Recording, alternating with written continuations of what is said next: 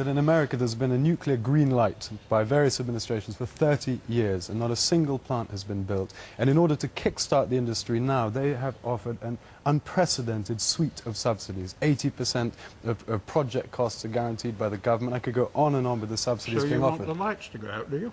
Well, I think if it comes to a question of how the government should spend taxpayers' money, it needs to spend it on whatever is going to deliver the most cost-effective energy. That's never going to be... Well, let's engage with this question of the energy gap, because that's what this is really about. Is there any other way of meeting the energy gap?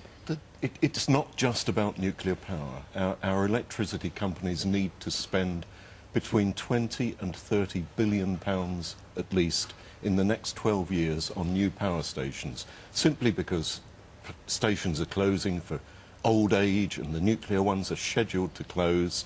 This is big money, and they haven't invested in nuclear power up until now because we've had a succession of energy reviews. Nobody is going to make a very large, long-term commitment to nuclear power if they're not sure that the politics of it are going to be stable. Bernard can put it very pithily. Would you rather the lights went out? Yeah. Is there an alternative? And Bernard was the person who first put that argument into Mrs. Thatcher's mouth in the 80s, and all that happened was the one reactor, not the 10 reactors that she promised in order to avoid the lights Actually, going that out is quite an built. interesting point. Why Mrs. Thatcher wanted 10 built, and there was only one built, And the wasn't lights didn't go out. well, what happened? Sizewell B was built, and I think that what happened was that we were awash. Coal, oil and gas was coming out of our ears, and it was as cheap as sin. Actually, the really important thing about the energy gap argument is the government's own consultation document says that you can't expect any nuclear electricity to be appearing in Britain before 2021, and that the energy gap will appear, if it appears at all, around 2016. So it has to explain how it thinks nuclear power generating electricity in 2021 can help you with a problem that appears in 2016. Well, I suppose we might just have 4 years with intermittent lights going on and off, but I mean, at least that's better than nothing, isn't it? It is one of those absolute fear, scare arguments that used. Yeah. The lights haven't gone out. What's your alternative? There's loads of... The most important and single most important thing, and Zach's already talked about it, is to use coal in a carbon-neutral way, because if we don't do it, it won't be done in the rest of it. That's decades away, and it'll double the price of electricity. Do you want this country to go bankrupt? Well, I don't want the country to go bankrupt, and I don't think it's decades away. If it is, I promise you, Bernard, if it is decades away, all of the 60 million people in this country are going to have their prosperity and personal security undermined by climate change. So if it is 60 years away, we better get on with doing something, not spending, as we are now, £2.8 billion this year on cleaning up the waste of the nuclear industry, and nothing on carbon sequestration and storage. But £1 billion spent on wind power, which is totally intermittent, useless, and won't close a single conventional power station. You know, stupidity. You hear this argument all the time about wind power being intermittent.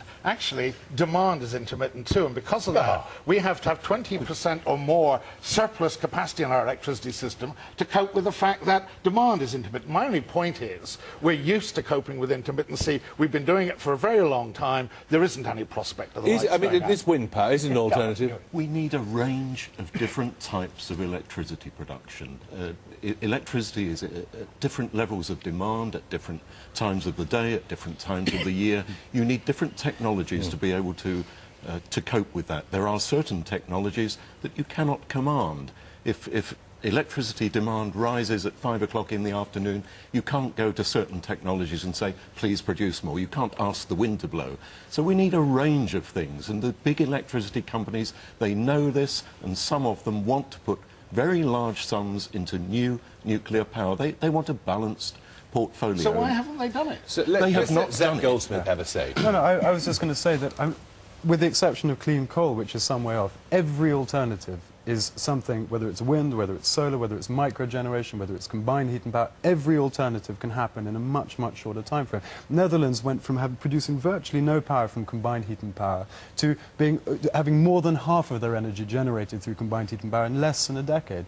Germany has one town, Freiburg, 200,000 homes, 200,000 people in fact, which produces more solar power than the whole of Britain. The climate doesn't explain it. It's a small reason, but it's not the reason. They have a framework. What do they do at night? Well, they've They store the energy that's generated by solar, and that's what supports them doing that. Yeah, the fact is they rely upon nuclear power to keep them going. They have a massively growing, a mushrooming renewable energy sector. 220,000 people employed in it compared to 20,000 in this country. They're way ahead of the game. Netherlands. It's already put the lights out. Oh, it hasn't put the lights out. It did. At the end of 2005, they had a problem with wind power. When the east coast of America suffered this incredible grid failure, I forget how long ago, 12 months ago, I think, the only places in the big cities which remained lit were the skyscrapers with their own combined heat and power, decentralized energy systems. Everyone else was plunged into darkness. Do you at least accept the force of the argument that if climate change is the greatest potential catastrophe facing us all, that nuclear power is, if we can get it to work, it does meet that anxiety? Well, I think the claims, it is clearly a cleaner energy than coal as it is at the moment, for example, but I think it's wildly exaggerated. If we doubled nuclear capacity in this country, so we replace our existing reactors and double them, which no one really is talking about in this country, you're talking about at most an 8% reduction. In terms of value for money, you have to put your money into energy efficiency. We could achieve 2/3 energy savings in the average home in Britain through retrofitting. Pie in the sky, it's stuff in the attic, isn't it? I was once responsible for trying to promote energy conservation in this country, and I did it for 5 years. And if you think it's easy, you have another thing coming. I think it's it is extremely difficult. I think it's not only easy, it's very easy. It just simply requires a bit of government leadership. Our proposal within the Conservative Party is to have big incentives when houses are transferred at the point of sale, when no one's living in a home, and therefore there's no problems with disruption. If you create incentives which are big enough, you will see massive energy efficiency. Subsidies. You're talking about tax discounts, stamp duty rebates. Subsidies. You're talking about stamp duty rebates, which I suppose is a form of subsidy. It's a national emergency, Bernard. Pardon? It is a national emergency, isn't it, climate change? I'm sorry. Is it a national emergency? Even if it's... let's put that argument to one side. What is a national emergency? Energy security issues which are concerned to everyone. That is a national emergency. Can we just be clear where you're coming from, Zach Goldsmith? Is it now Conservative Party policy to be anti-nuclear? The Conservative Party has a position which it's had for a long time since I got involved, which is that if the market can genuinely support nuclear power, then there's a green light for nuclear power. From my point of view, that means no to nuclear. That is not quite correct, because it's not very long ago I was involved in a Conservative Party meeting. I was very pleased to be invited, and I was told at that time that nuclear power was the last resort.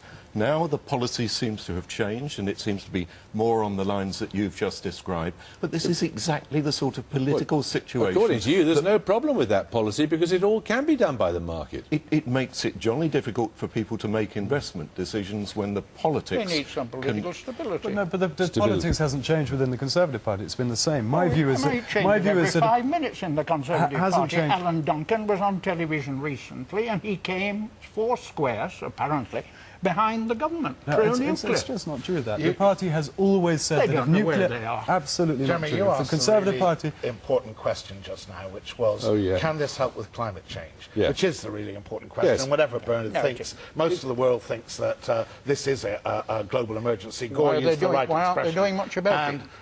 If you look at what nuclear power can contribute, Zach has said what it can do nationally, not very much. Globally, we're building about 1 nuclear power station a year, just to keep the same level of nuclear power as other stations come offline. We have to build 14 a year.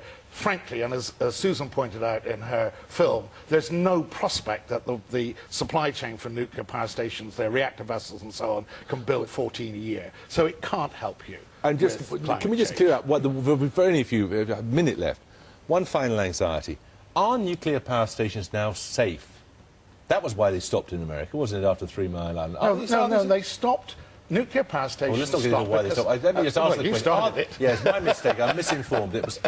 Are they safe? Yeah, I have no problem about anybody running a nuclear power station as long as you supply the regulatory and the training and the skills to do it. I think people who've run the industry have run a very good industry. So it's not, for me, a question of running the power stations we've got in Britain safely. Whether we can export that regulatory climate to China, where they're building 40 reactors over the next 30 years, or India, that remains to be seen. But certainly there's no reason why people should fear nuclear power stations on safety grounds in this country, as long as we don't do what we're currently proposing to do, which is weaken the regulatory system that makes them so well managed.